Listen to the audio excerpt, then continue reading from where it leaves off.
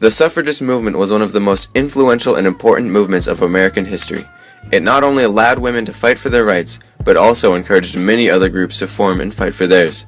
One fateful day, a woman walks up to a ballot box attempting to cast her vote, only to be denied that very right. Her name was Elizabeth Cady Stanton. In the 19th century, women were denied very basic rights, such as the ability to vote and inherit land, and were not recognized as equal to men in the eyes of society and the government. Because of this, women were often prohibited from participating in events and were barred from nearly every political discussion. This led to suffragists such as Elizabeth Cady Stanton and Lucretia Mott to advocate for women's rights.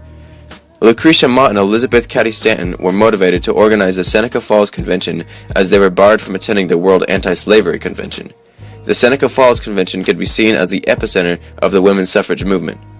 It took place from July 19, 1848 to July 20, 1848, and it was when suffragists formally declared that women were equal to men.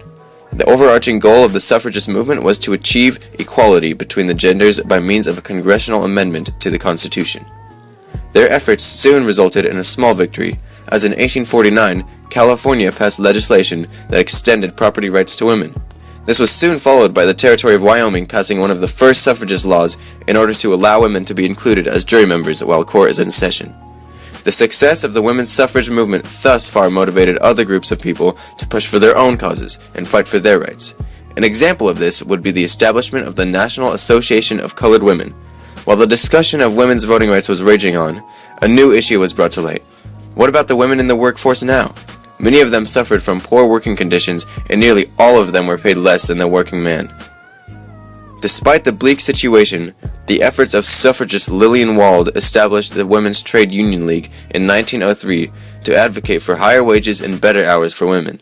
At this point in American history, the majority of Americans, man and woman, supported a women's right to vote, and rather than a battle, it was a collective push towards a congressional amendment. In 1913, the Congressional Union was formed by Alice Paul and Lucy Burns to push towards just that. These efforts eventually resulted in the original congressional amendment drafted by Susan B. Anthony, being passed into law on August 18, 1920. As we can see, many women fought bravely for their right to be represented and have a voice in this great nation. Sadly, Susan B. Anthony didn't live long enough to see her dream of equality realized. She fought for women's rights until her unfortunate passing, and today we honor her and every suffragist for what they did for the United States of America.